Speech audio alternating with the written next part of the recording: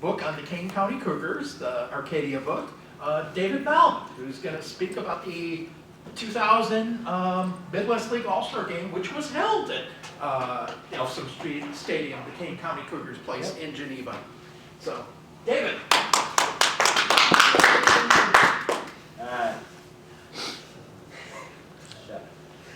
The Midwest League played its 43rd annual All-Star Game at Philippi Elsom Stadium in Geneva, Illinois, home of the Kane County Cougars. It was the second time in their history that the Cougars had hosted the All-Star Game, first time being in their third season in 1993. In '93, their All-Stars were two unknown players like Charles Johnson and Edgar Renneria.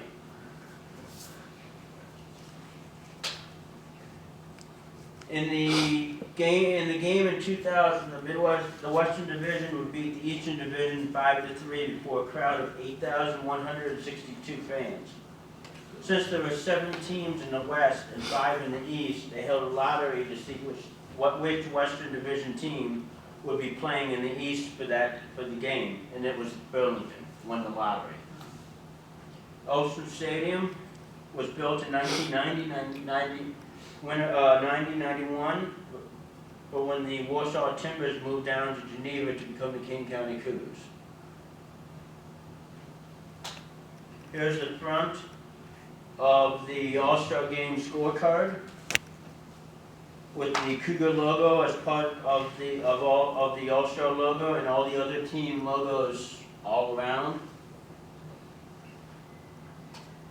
Yes, I was there with family. I had season tickets to the Cougars back then. And I guess I showed this.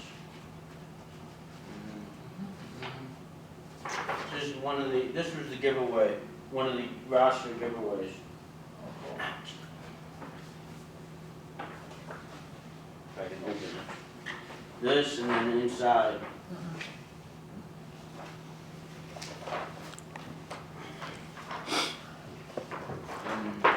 This is all in the on the cover of the Midwest League Media Guide for 2000 is an overhead shot of Elsom Stadium. It has changed a bit since 2000. Not to spoil the ending here, but if you had that, because I see there's photos of all the players that participated, if you'd gotten them all to sign it, would that be worth something? Yes, it would. Looking at some. Hold on. Okay. That's what he's getting to. Now on to who actually was in the game. Just the names you might recognize. A few of them. For the East, West Michigan Whitecats manager was Bruce Fields. He played for the Tigers in 16 games in 1986, and the Mariners for 42 games in 88-89. He would eventually move up through their farm system in the coaching ranks and eventually become Tigers minor league coordinator in 2013. Calvin Chipperfield of West Michigan Whitecats would start the game for the Eastern Division. In 2000, he would go 12-3 with a 2.13 ERA in 24 games, with 3 complete game shutouts. He also threw a no-hitter against the Kane County Cougars on June 13th, in Game 2 of a doubleheader. After his time in the Midwest League, he would make it up to Double-A in 2000 and stall out there. On the western side, manager was Don Money of the Beloit Snappers. Yes, the same Don Money who had played for the Phillies and Brewers in a 16-year career in the majors from 68 to 83. He would also play in the Midwest League in 66 for Clinton, the Clinton Pilots, in his second year in pro ball. He hit .236 in 125 games as a 19-year-old in the Pirate system. He would also manage the Snappers for 7 years from 98 to 2004, losing in the finals twice.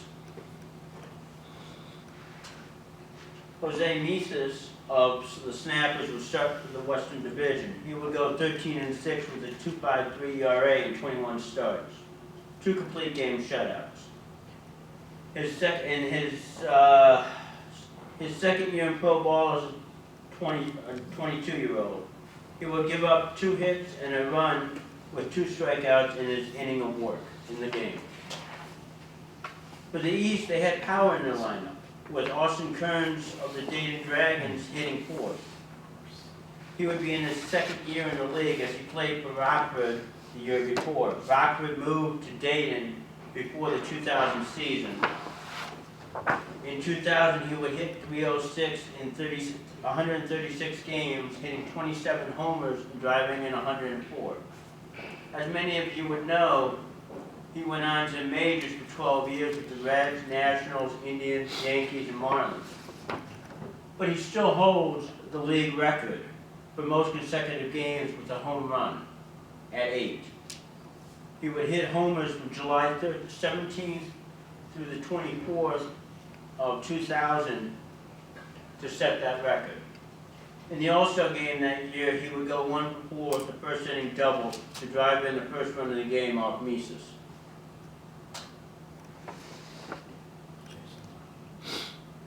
Hitting 6th for the East was Michigan Battle Cat and Houston Astros prospect Jason Lane. In 2000, he hit .299 in 133 games with 23 homers and 104 runs batted in, which earned him a trip straight to AA to start out the 01 season. He would end up in Houston in 2002. In all, he would spend 7 years in the majors with both the Astros and the Padres.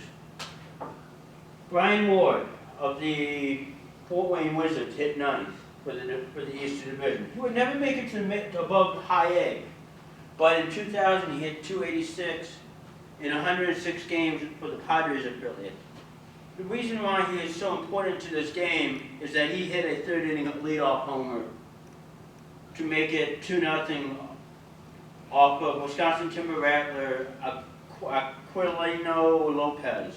Ward would get released by the Padres in 2001. In the 2001 season, played the next 4 years in the Independent League, playing for the Fargo Moorhead Redhawks. On the pitching side, for the Eastern Division, Andy Van Hecken of the Western Michigan Whitecaps. Van Hecken went 16-6 with a 2.45 ERA in 26 games with 3 complete games and 1 shutout. He would make 5 starts for the Tigers in 2002.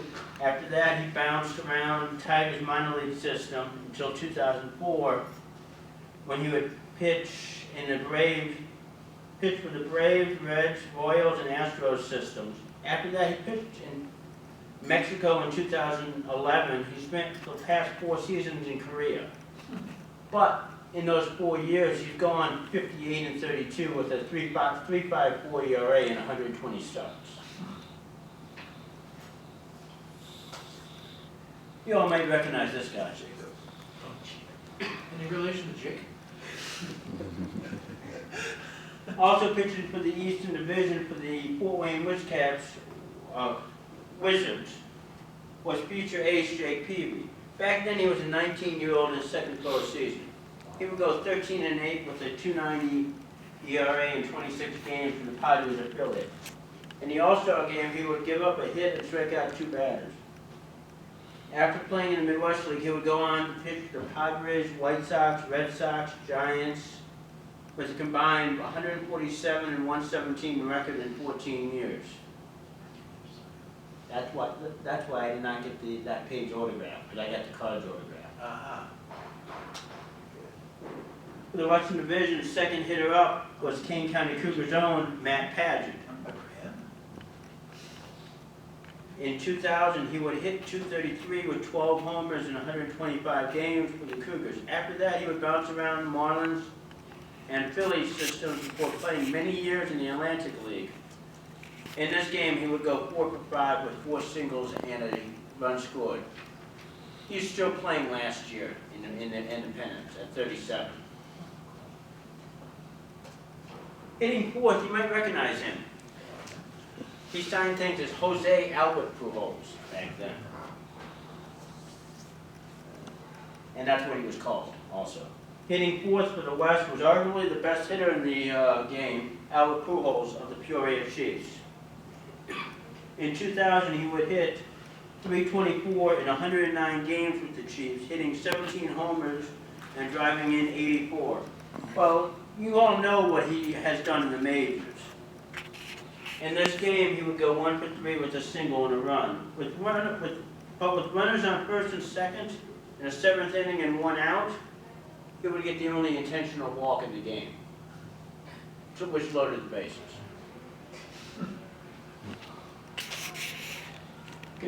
Coming in as a replacement in the 6th inning at shortstop and hitting 9th would be Bill Hall of the Beloit Snappers.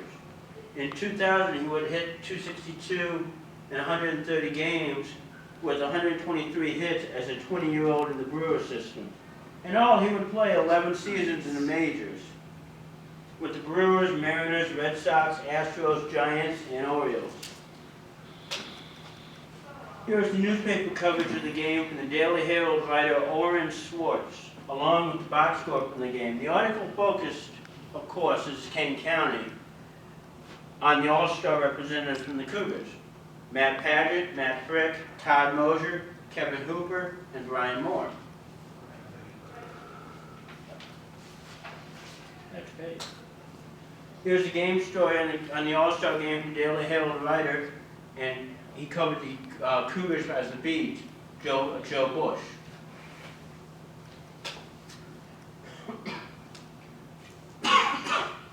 Kane County's own Brian Moore got the win in the Western Division. He was a closer for the Cougars and held the saves record, the franchise saves record before this past season with 27. In 2000, he would go 5-2 with a 3.10 ERA in 58 games. In this game, he would pitch 1 inning and strike out 1 hitter. But there's one interesting thing. He spoke at the winter banquet that year, that the Cougars winter banquet. And I won't forget what he said. It was, if I never throw another pitch, I'd be okay with that, as I have followed my dream in playing pro baseball. Well, in spring training, he threw out his arm and needed Tommy John, and he never threw another pitch.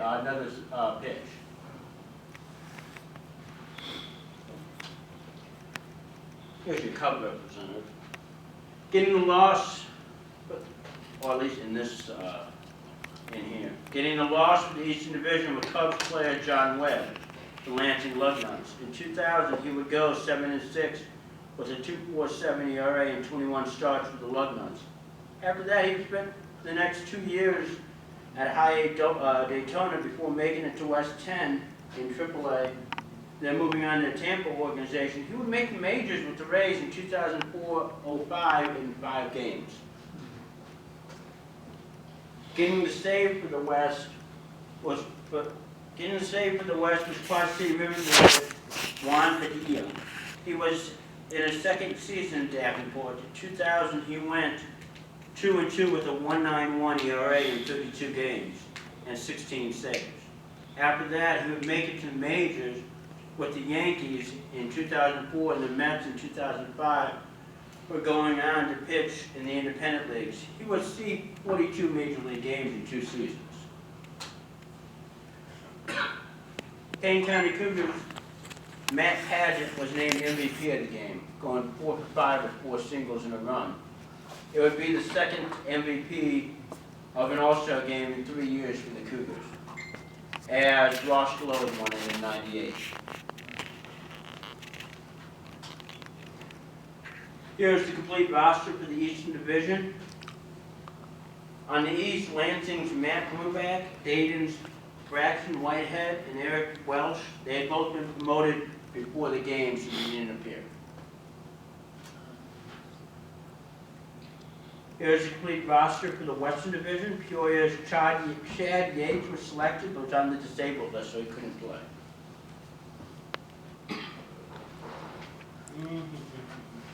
And yes, I kept score. Yes, bravo. Hey, That's hard. All-star games are hard. right here. I'm surprised I didn't keep pitch count. Back then I did for most games.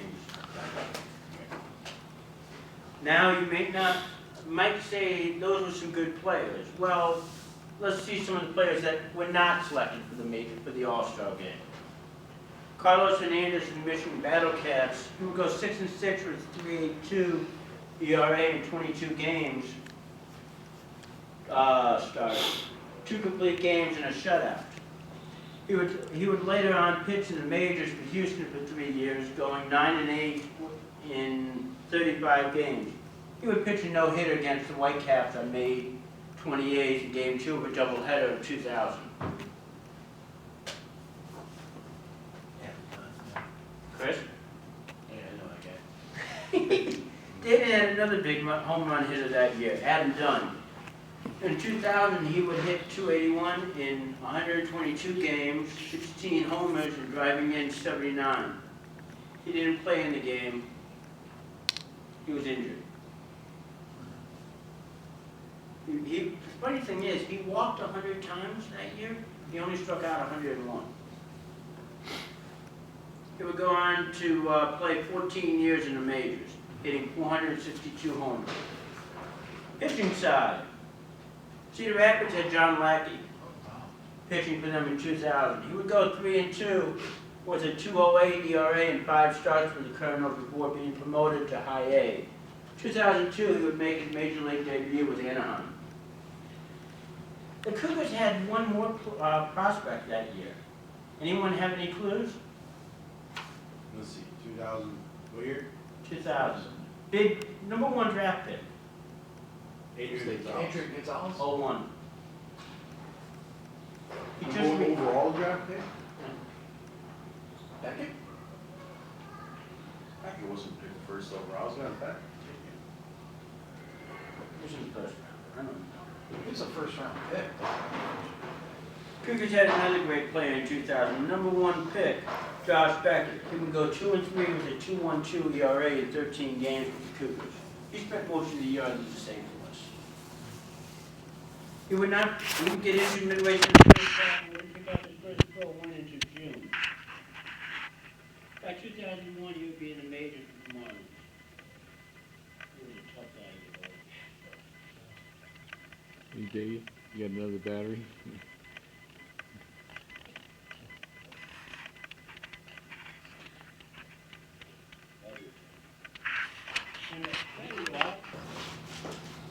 Beside wandering around over here. John Buck. John Buck.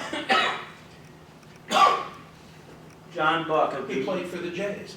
Oh, the- Oh, no, wait, he played for the of the Michigan Battle Cats in 2000. It would be his second year in the league. In 2000, he hit .282 in 109 games, 10 homers, 71 runs batted in. By 2004, he would make his major league debut at Kansas City, spending 11 seasons in the majors with 7 different clubs. You're hopeless. All right. Anyone have any clue who also played, was a slugging first baseman for the Cardinals back then? A prospect? prospect for the Cardinals. No, that was. Duncan. Chris Duncan was in his first year with the Peoria Chiefs. He would spend the next 3 years with them. In 2000, he hit .256 in 122 games with 8 homers and 57 runs batted in. Eventually, Dunn would make it to St. Louis in 2005. In all, he would spend 338 games in Peoria, hitting 37 homers.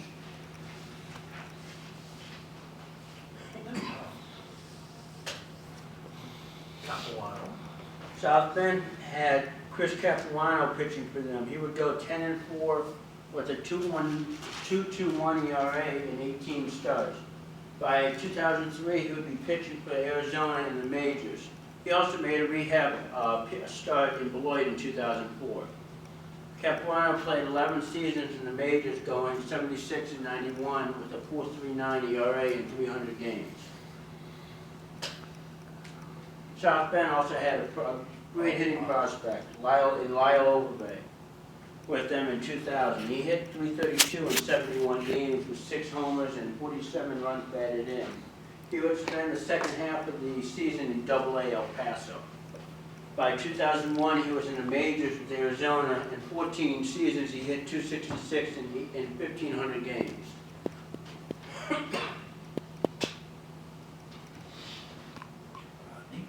West Michigan Whitecaps had Fernando Radney pitching for them in 2000. He was 6-4 with a 3.70 ERA in 22 games. He was struck 10 of them. In 2002, he was pitching for the Tigers. In 13 Major League seasons, he would have 236 saves in 700 games. It's with the Cubs this year. Putz. You'll recognize the next two, Richard, Yeah. Well, I recognize Rodney. So the Cubs this year. for the Sox. You'll recognize the next two. J.D. Putz. Wisconsin had some good pitching in 2000. J.J. Putz was starting for him. He would go 12-6 with a 3.15 ERA in 26 games. By 2003, he was in Seattle. In 12 years in the majors, he was 37-33 in 572 games. He would also no-hit the Cougars on April 29th in Game 1 of a doubleheader that year. The Cougars got no-hit 3 times in that same year. Back-to-back. And back-to-back games by West Michigan also. Burley? 99. Oh, that's right. Burley was 1 year earlier. End of, Oh, end of Thornton, 99. Seattle. That's right. Matt Thornton. Yeah. Other pitching prospect that Timber Rattlers had was Matt Thornton. He was in his second year in the league in 2000. In 2000, he would go 6-9 with a 5.14 ERA in 26 games. After that, he would spend 12 seasons in the majors, making his debut in 2004 with Seattle. In the majors, he went 35-46, winning 730 games so far. He's still active, isn't he? Yep. That's a championship trophy. Well, that's the old one, the one that was in the back then. There's a new one now. There's new David on top. No. They'd be using a gun to shoot. In 2000, Midwest League champions would be the Michigan Battlecats, who beat Beloit Snappers 3-0 in the championship round. West Michigan would have the best record in the league with an 88-52 mark, but would be bounced from the playoffs by Dayton in the first round. Among the postseason All-Star team members were Pujols, Kearns, Lane, Chipperfield, and Van Hecken. The most valuable player would be Albert Pujols. But the prospect of the year would be Austin Kearns. Manager of the year was Bruce Fields.